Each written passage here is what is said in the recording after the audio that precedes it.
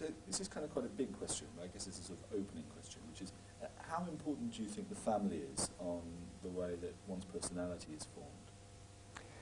It depends. Generally speaking, it's probably, from an Adlerian point of view, the most important.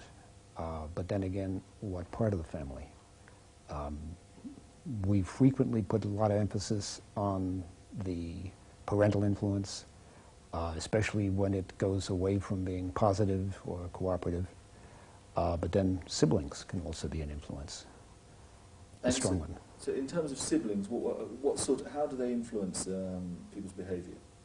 Well, part of it can be the fact of whether there are any or not. For example, an only child who doesn't have siblings is influenced by the fact they're living in a world of adults most of the time. They may miss having a brother or sister. They may even fantasize having a sibling. But then if you are an only child and suddenly another one comes along, the question is, how well prepared are you for that? If you're well prepared, you could look forward to a little brother or sister and help them and teach them and take care of them. If you're not prepared, it's the idea of dethronement. King baby has fallen off the throne. And that could be a shock for some people. And they can dislike or even hate a younger child for what has been taken away from them.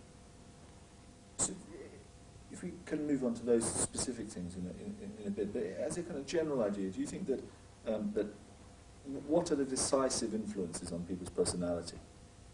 If you were to say, you know, the things which make you the sort of person you are, and where does family fit into that? Okay, the most decisive, I would say, is what Adler called creative power, which is impossible to predict. There's no cause here. It's like maybe the idea of soul. An individual is endowed, according to Adler, with certain creative power, which means they will see what happens, experience what happens, and make something new or fresh out of it. So that's what we call the X factor that's at the bottom of everything. It allows for free choice. The attitude of the parents is very, very strong, especially if there is something dramatic, if there's abuse, if there is domination, cruelty. The siblings may have an effect, but also there are things outside of the family. Economic conditions can be a powerful influence.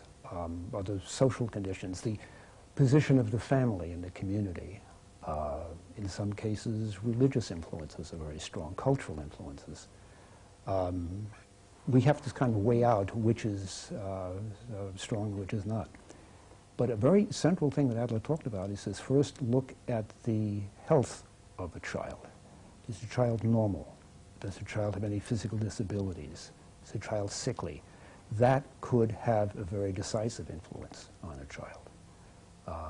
And then, more so back in his day than now, simply a gender role.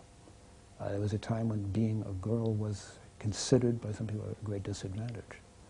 So we like to sort of feel out which of these primary influences are really there, and which is important in this particular case. So as a clinician, I'm less interested in the research of many, many, many people and more interested in what can I do that will help this particular client. So I do a complete history, and then from that history I say, what is one of these influences?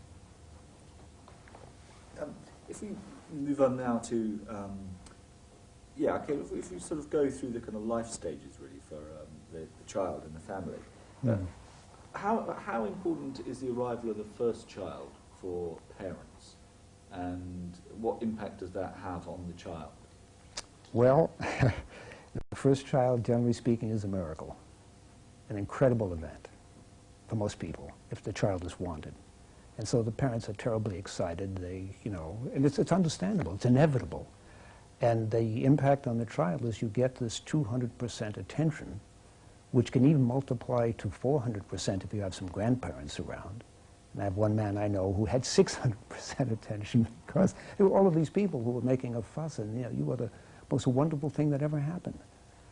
That could be misleading to a child because they may want it to continue.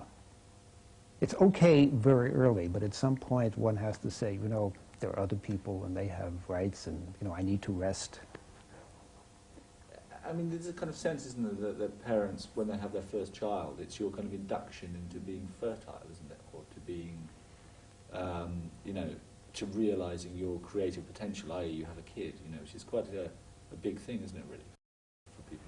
For some people it is, but I would somewhat question the real motives of people having children. I mean, it's like the thing to do.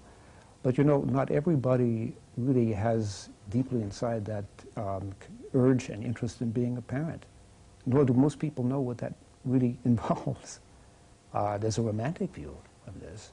But when you consider how much teaching and how much encouragement, somebody once pointed out to me is you can get a driver's license. You know, to drive a car you need a license, but to have a child you don't need one. Wouldn't be a bad idea. In comparing the, so what is the effect on the first child then of the fact of them being so special? Is that, and how significant is that for them? Well, first, being sort of inevitable, it's kind of the child needs that care and that consideration. The child is helpless. The child needs that feeling of being valued. But then gradually, what needs to happen is the parent needs to help the child see that other people are important, and that for the child's developing self-esteem, that it should not be based on what comes to the child. You know, a spoiled child, for example, will measure their success in life by how many toys they have or how much attention they have. But if a child can see that real self-esteem comes from being a giving person, then that spoiling influence can disappear. You can have a very giving child who wants to help people.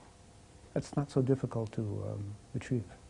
And what about the second child then? So the first child is king baby, gets 600%. Yeah. What about number two? In terms of the parents, first of all. Well, the parents are a little more experienced, hopefully, in a positive sense. So the parents maybe are less tense, less anxious about the second child.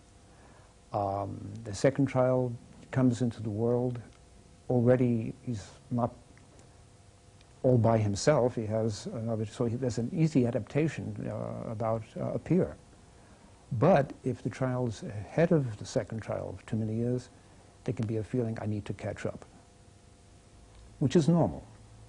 But if that first child is exceptional in some way, and there is no way of catching up, then the child can become very discouraged. So frequently second children are they see a pacemaker in front of them. It could be positive if it's a benevolent pacemaker. But if it's not, if the first child tries to put the second child down, to dominate the child, to discourage the child, then the second child may become very resentful. As a matter of fact, there was an interesting article by a psychiatrist named Harris quite a few years ago about the birth order related to presidential assassins. And most of them were younger boys with older brothers. With one exception, and the assumption is, well, the question is that it may have been a paid assassin rather than an emotional thing. So second children have a lot of ground to cover and frequently develop a high degree of activity, high degree of competitiveness. For the parents, do the parents treat the second child differently than they treat the first child? I mean, is that... They treat every child differently. Their situation changes. There is a kind of like a feedback loop. Parents say we treat our children the same, but they don't. They can't. If, for example, the second child is a desired girl, there may be a sense of, oh, you know, mom says, you know, I'm delighted to have a female child now, and the boy feels, what's wrong? What happened? So there's a, for the parents at least, there is an adaptation to their changing situation. I mean, the parents can even be, if their economic situation changes, tired, having financial problems. Father may have lost his job. They may have been affluent with the first child, and the second child not. Illness can be a factor. But then, if the child starts misbehaving or giving the parents problems, maybe not even intentionally, a child may have physical problems, the parents may have a negative reaction, feedback starts. In terms of, you know, obviously, sometimes some parents know when they're going to have their last child, and sometimes parents don't know because they think, well, Right. you know, they haven't made a decision. But for the parents who have decided that they say, well, yeah, I think this is my last kid, or very soon realise that after the kid's born, is there something special about being the last born? Oh, yes. But now, again, coming at it from the point of view of the parents, do you think that parents treat the last born, obviously we're talking about generalities here, as you know, not obviously everybody is specific, but do you think there's a general sense in which parents look at last borns as being different, that kind of goes in the book? They may just think we're going to enjoy the last child. Okay, they may put a lot of expectations on the earlier birth order child, like an oldest child. You know, expect you to be a good example, to do well in school. And, the last child, it's like, oh, let's have some fun, let's enjoy it. And so it's kind of like King Baby enters the picture. Frequently you see youngest children who are very fun-loving, and you know, life is a party, and that's the way it's been. And so the parents can actually have the feeling that since this is their last child and we know a little bit more, maybe even they're in better financial straits, they may indulge the last child, which doesn't make the other children that happy sometimes. So if we do something closer, could you tell me about this central idea of dethronement? Where does it come from? How important is it to Adler? And what's it about, really? It has to do with comparison and discouragement. A child who, let's say an only child, who was used to a great deal of attention, a great deal of service, and being very, very special, now has to share. Okay, there's a new infant in the picture, and there's a big fuss made of the infant. And it can be a crushing feeling of disappointment. Why, and especially if there's no explanation. Why did I suddenly lose all of this favored position, all this attention? And there can be a feeling of hurt, there can be a feeling of anxiety. I hope this doesn't happen again. Okay, I mean, sometimes oldest children go through their lives thinking, is somebody going to displace me? So it can be a sort of a haunting feeling. Doesn't have to happen. But it then means that an oldest child who was a model child turns into a problem child. You know, trying to get the parents' attention, maybe first trying to be helpful, and if that doesn't work, being a little annoying. And then it gets to be, you know, you had 50% attention, now because you're annoying, you have 30% attention. And now mom scolds you. But the child doesn't understand why, you know, why is all of this happening? And it really wouldn't take much to give an explanation and encouragement, and to give that child a feeling of, no, you have not been displaced. We have enlarged the family. Okay, we still value you. Could you help us? Such a big boy, can you help us? Could you tell me about introduce the notion of dethronement and that expression, because it does sum up quite a lot. I'm sorry, I don't... Could you introduce the expression dethronement, actually? Because as I say, I'm not going to... You'd never hear my questions, and so I just need you to say, you know, dethronement, or do you know what I mean? I need you to say, well, Adler had this idea about dethronement. Oh, okay. Do you see what I mean, to introduce yeah, the concept? all right. Adler presented the idea of dethronement to describe the experience of a child who's followed by another child, and has a change of position in the family.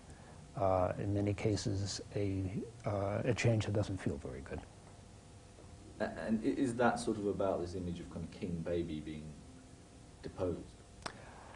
Yeah. The art of parenting a series of children would be to have a child feel fully accepted and loved and cared for, but not to feel too special in a spoiling sense. To feel, in a sense, as important as, in a sense, if a parent can give a child, you're just as important as I am. No more, no less, or than your father or your brothers or sisters. You're very important, but so are they. Not many parents are really skillful at doing that. First, I don't believe it. How frequently do you see that kind of notion of dethronement in action? I can't really give you a percentage here, but there are times when I find an adult who bitterly feels the early dethronement and in a very self-defeating way is either trying to make up for it or have life make up for it, or what they're doing is trying to dethrone other people. So there can be a revengeful component about this.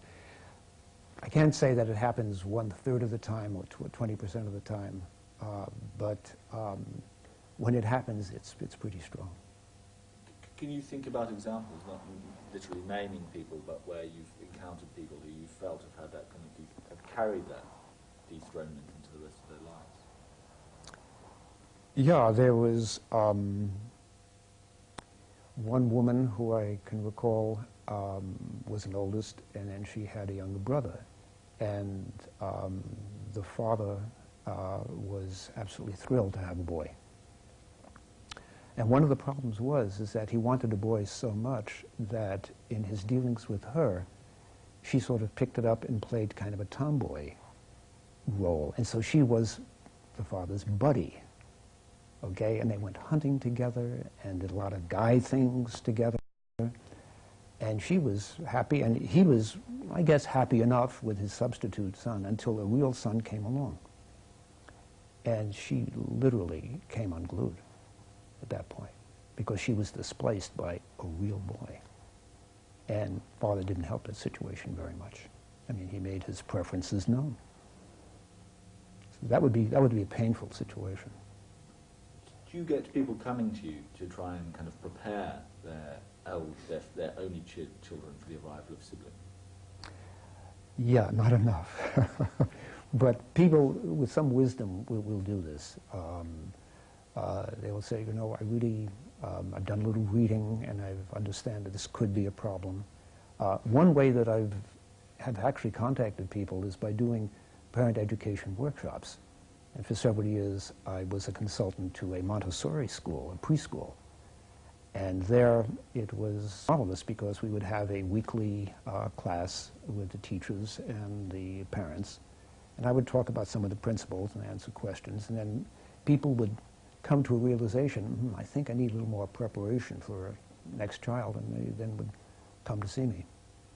So that was an easy way of making the transition. Once you have this kind of notion of dethronement, and the first child is dethroned by the next child, and so on and so on until the last one arrives, who's never dethroned. Do you see, is dethronement the kind of mechanism which creates the kind of notion of birth order, which makes birth order important? It's not so much the dethronement, it's the atmosphere of competition. Because in a highly competitive family, if, for example, if the idea is, you know, he who is first is the winner and second place is sort of nothing, kind of thing, the idea of dethronement is coming in second or being placed in second place. Adler had or there's an Adlerian assumption here, which is that the more competitive a family or more competitive a culture is, I don't mean competition in a positive sense of stimulation, I mean rivalry, where I've got to go up and you have got to go down. He says the more competition there is, or this rivalry, the greater the differences you'll have in birth order. And that, in the sense, the ratio of differences is related to this degree of wanting to be different and finding your own place. If, for example, if the one child is very cooperative and very helpful, the place is taken. You know, how do you compete with that? So you find a place by being disruptive or by being funny. But Adler said that if we can develop more cooperative families, more democratic families, a more democratic culture, gradually the differences in birth order will begin to vanish. How important was the notion of birth order to Adler in terms of his thinking? Pretty important for a while. I would say that after he developed his first theory about organ inferiority as the leading edge of what forms the personality, he began to see that there were psychological factors, and he started being a very socially oriented person. You know, where would they come from? And he said they would come from the family, and First, you would think they came from the parents, and eventually, from the brothers and sisters. He started gradually moving out, and then began to realize how later on even schoolmates and teachers could have an important, not so much initial effect, but corrective effect. So he put a great deal of value on training teachers to guide children. He said, we'll never reach enough parents. In terms of, he comes up with this kind of notion of the family constellation within which birth order operates. Could you tell me about that? What's the concept of the family constellation, and what sort of notion does he have of the importance of family on the individual? Okay. We're talking about the constellation of siblings, primarily. Yeah.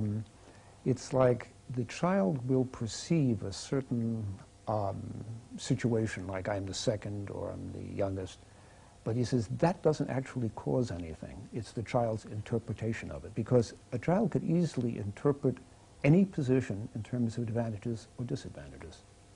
So when it comes to looking at family constellation, I hesitate to categorize a person, let's say, as an oldest who would probably be a certain way. I might look at them and say, well, here's an oldest with some probability that they might have a little bit of a leaning, but what's more important is how much courage does this person have? Adler would say, how much feeling of community do they have? How much activity do they have? Then you would say, would they then move in a positive or negative direction for that particular family constellation position? Because you can have an oldest child who becomes a marvelous guide and teacher and tutor, a benevolent protector. You can have an oldest child who becomes a dictator. You can have a second child who can't wait to topple the first one from his throne, do anything to trip him up. You have a second child who becomes marvelously accomplished, but also not in the sense of wishing anybody to be defeated. Youngest children can become very helpless if they are pampered or baby too much. But youngest children can also, if they have enough courage and activity, can do marvelous things, incredible things. Sometimes you find a youngest child who, as Adler would say, saves the entire family, or does absolutely remarkable things that nobody thought could be done. In terms of the kind of birth order types and typical patterns that Adler talks about, you're kind of saying that sometimes these types will become important and other times they won't, you know. What determines whether somebody behaves like a typical eldest or a typical youngest or a typical middle? Because he does have a notion. Yeah, it's a matter of, Adler talked about a psychology of use. It's like a person, once a child has an idea, and you can't say, nobody causes this idea, birth order doesn't cause it, the parent doesn't, the child's own creative power says, this is the direction I want to go in. Then the child uses whatever bricks they can find to build this edifice. So if a child wants to use an aspect of birth order, they will use it. It's like the idea of a parent who is, shall we say, rejecting of a child. That could be painful, it's not healthy, it's not positive, but one child would use that rejection, in a sense, to justify being compensated for the rest of their life, or to gaining some kind of revenge on other people. But another child can become very sensitive and empathic and say, you know, I don't think other people, other children should be rejected, and I'm very sensitive to children who have been, and I'm going to help them. So it's a matter of, once there is, at some point in childhood, usually before the age of 5, a kind of an ideal, a direction to go in, then it's like the person uses whatever materials are available, birth order, their physical, you know, for example, a child who is very beautiful, okay, can use that in a positive or negative way. In terms of the types then, can you give me a kind of, what's the kind of characteristics of the typical eldest are? Although, I mean, it's accepting the idea that it's nothing, you know, nothing is set in stone, but nevertheless there is a sense. Okay, well, yeah, there are some tendencies which don't fit every case, but nonetheless they seem to be tendencies. An oldest child has a tendency to like to be in an authority position. They feel that they usually were in an authority position, like take care of your brothers and sisters, and so they are comfortable with it. Oldest children sometimes tend to be responsible, sometimes hyper-responsible. They have to set a good example. They frequently tend to do somewhat better in school, and sometimes even in higher education, largely because they're expected in so many cases to do this and set an example. Oldest children can also be very maternal or paternal and be empathic and be marvelous teachers, make marvelous pastors or ministers. It can kind of go either way, but there's a tendency to want to be in a position of some kind of authority. They're, I think, overrepresented as CEOs. And what about the middle child? Middle child sometimes get a little lost. They sometimes are not sure where they fit, because they can look up and look down and say, well, I don't have those advantages and I don't have those advantages, you know, what do I have? And so there can be, for middle children, a sense of a certain unfairness in life. Life's not fair, or I don't get my share. And that can turn negative or positive. It can be like, I'm mad, I'm angry, and I'm going to grab my share, or I'm just going to sit here and pout about it. Or you can develop a kind of a sensitivity to justice, become a lawyer. I think there are a fair number of middle children who go into the legal profession. Or you work for social justice. It's like, you know, there are a lot of people who have been dealt with unfairly. And I think this really represents Adler's focus. He says, whatever sensitivity you have, if you simply focus only on yourself and your misery and your problem and how to deal with yourself, you'll sink into the quicksand. He says, but if you take that same problem and look out and say, other people have this too, maybe I could help them as well, then he says you'll save yourself. And I think this individual sensitivity is an important factor. Maslow talked about it too. He says each of us has a certain sensitivity that's very important to us. And some people, it's an aesthetic sensitivity. I remember Frank Lloyd Wright said that he would look at certain buildings and his teeth hurt, literally hurt, because they were so ugly. And Maslow talked about his sensitivities, and he said when people would lie, would be deceptive, he said he would get physically ill. It would make him nauseated. Okay. But he and his wife would travel somewhere, and his wife would go into a room, and the room just wouldn't be very, you know, aesthetically pleasing, and she'd get uncomfortable. It didn't bother him in the least. So understanding a person's sensitivities and capitalizing on it can be very important. And that might relate somewhat to a person's birth order position. And last but not least, the last-born. Last-born can usually be the most fun. They generally have a great sense of recreation, getting along with people, as long as they feel secure and they feel that there's no threat to them. They may suffer from feeling they're not taken seriously, you know, like baby sister. Oh, she's just my kid's sister kind of thing. And that may bother them considerably. But sometimes the last-born has the image of wanting to absolutely outdistance everybody else. They don't have one pacemaker. They may have 5 or 6, and they just want to get past everybody. So if you want to find somebody who is an overachiever, sometimes the last-born will illustrate that. But they can also just easily drift into feeling kind of like a helpless baby. That notion of the pacemaker is something which is important for the middle-born, isn't it? Seeing the eldest as a pacemaker. Yeah, but in terms of any pacemaker, there is a measuring of how much distance, okay? If it's fairly close, then it can be very stimulating, because, you know, I think I might catch up. If that distance is too far, then there's a feeling of why even bother? I mean, for example, an oldest boy with a younger sister, Now, I think it's fairly well established that girls develop at a certain period of time faster than boys. So there's a certain period where even she's maybe just a couple of years younger, she will be developing so fast that she'll be beyond him. So she thinks, I can go past him. So he might become discouraged. So it's a matter of sensing that out. I remember one case of an oldest boy who had a younger brother who was 3 years younger, and the younger brother was a little genius.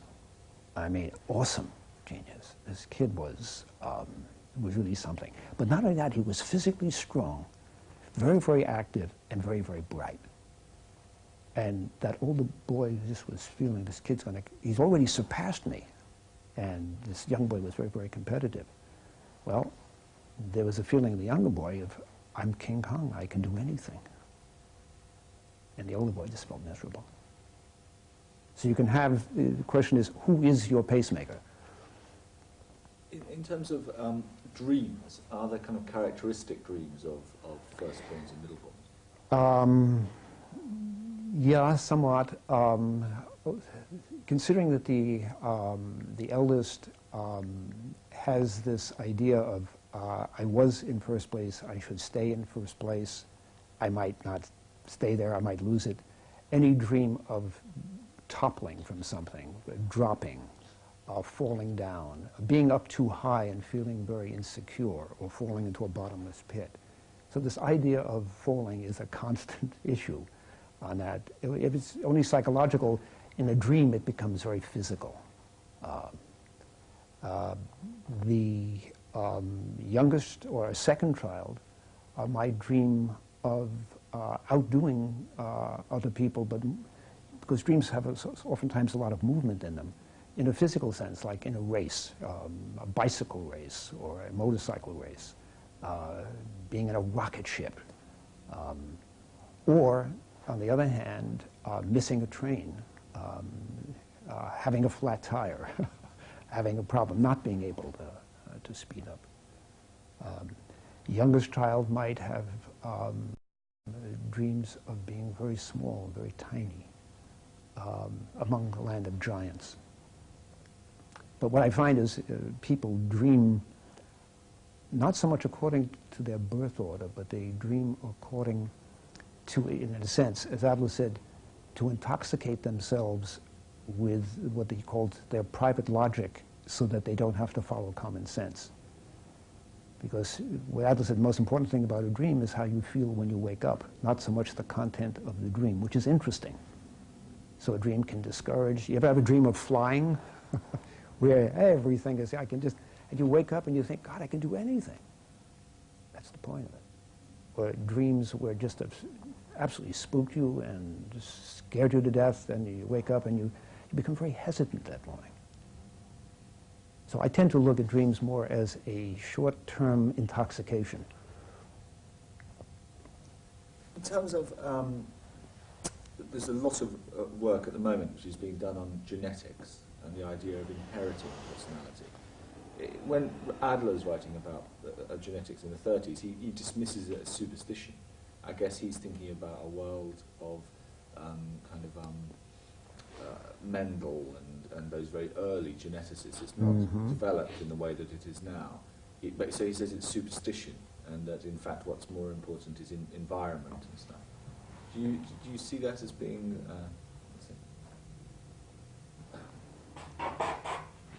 how do you see? Because but obviously that's a long time ago. Yeah. Okay. I feel no need to critique or defend Adler on that issue, but I guess we're talking about genetic engineering. No, we're talking about the idea of you inheriting your personality. You know. Oh, I'm sorry, I misunderstood you. What I'm thinking about is that this is kind of idea of parent-to-child effects or child-to-parent effects. That is it the case that that the children of the product, how much is treat them, hereditary? Or is it the case that the kids actually set up the way that the parents treat them? So so therefore things like birth order become less relevant if it is the case that your personality is something which is pretty much fixed from the start. Because you've inherited it genetically. I would tend to agree with Adler that personality is not inherited. Okay. However, there are certain neurological chemical conditions that can set somebody up for a certain leaning. For example, Adler talked about a person who had a congenitally inferior central nervous system. Okay. He said that doesn't cause any personality, but imagine what it's like to have a nervous system where any kind of noise or shock just freaks you out, okay? Where if you get excited, you think your heart's going to burst, okay? Or instead of being a little scared, you're terrified, okay? It's just that your system is all wound up that way. He said that would be very difficult to live with. It's understandable that a person might make some choices or decisions that would take that into account. So you could say that's a powerful influence on an individual. But if we assume that something is genetically caused, that unless we get in there and fiddle with the DNA or chromosomes, we can't do anything about it, really. But if we assume, as Adler did, with some degree of encouragement, that, as he said, everything can be different. No matter how you start, you don't have to end up that way. You can start in a direction with a great handicap. In fact, that's one argument for not doing much genetic engineering. It's like a lot of our greatest accomplishments are from people who've had handicaps and have compensated for it. If you make into a perfect bionic person, I wonder what that impact is going to be culturally, aesthetically in life. I mean, a lot of writers have come from miserable families, or people come from, Beethoven was nearly deaf. Maybe they should have corrected his hearing and then he would have made more beautiful music. I don't know. In terms of the more general issue of nature versus nurture, yeah. Whether your personality is something which is in your genes, or whether yeah. it's something which is about the world you grow up in, your environment, whether that be the family or whatever the environment is. Would you say from your work that you think it is, the genetic element is stronger or weaker?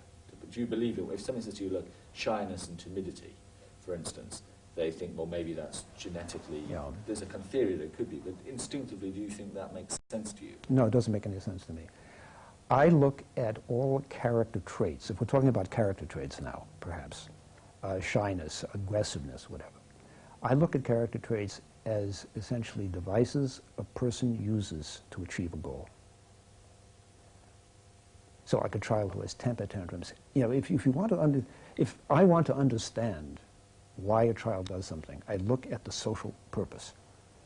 And as long as I'm dealing with a child who's not retarded, I have to make the assumption that the child is sensitive to the results he gets for what he does. And so, for example, shyness achieves results. And when it doesn't achieve results, kids give it up. So, in a sense, you have to look at what's the payoff, what's the benefit. Now, for years, the Neo-Freudians would call it secondary gains. Adler said, no, they're primary gains. It's what the person does. So, anxiety, an anxious child. 9 times out of 10, an anxious child has somebody who is sitting with them and giving them extra time and sort of comforting them and reassuring them. If that didn't happen, the child wouldn't be so anxious, because it works. The real test is when a parent wises up and stops falling for it, but then becomes encouraged in these cases. But to say that it's only genetics, only birth order,